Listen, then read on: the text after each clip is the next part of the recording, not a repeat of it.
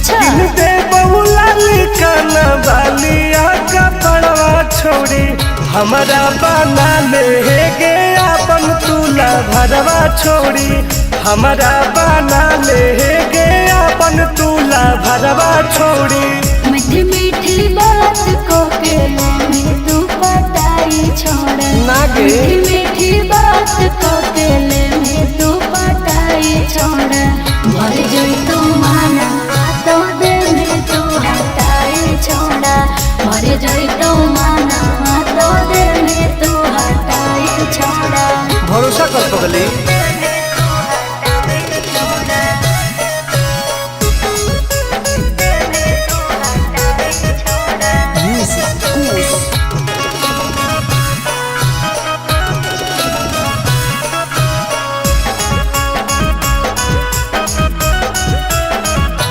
सुनो सजिया का सुख घोले अभी नहीं पाऊंगी मैं तुमसे कुमार बिना चीज न सवाऊंगी मैं। ऐसे क्यों बोलती हो? पागल समझते हो क्या? खुश मिजाज करोगी रानी राज करोगी अच्छा जौवन होगा ससुराल जो आज करोगी। क्या बोले तू? सुख दे के दुख दे साथ में सुताई छोड़ा सुख दे के दुख दे साथ में सुताई छोड़ा भर जोई तू माना तो दे में तू हटाई छोड़ा भर जोई तू माना तो दे में तू हटाई छोड़ा। कबो लगे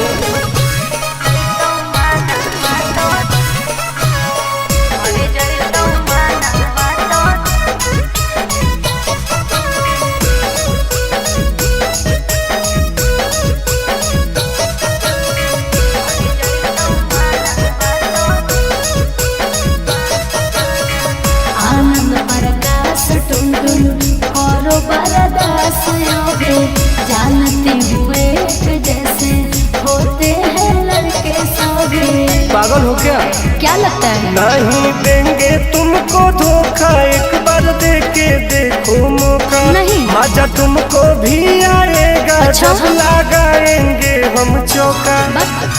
हमारा भी पहले प्यार के खटाई छोड़ा हमारा भी पहले प्यार के खटाई छोड़ा भर जोई तो माना तो दिल में तू हटाई छोड़ा भर जोई तो माना तो दिल में तू हटाई छोड़ा। नो बेबी।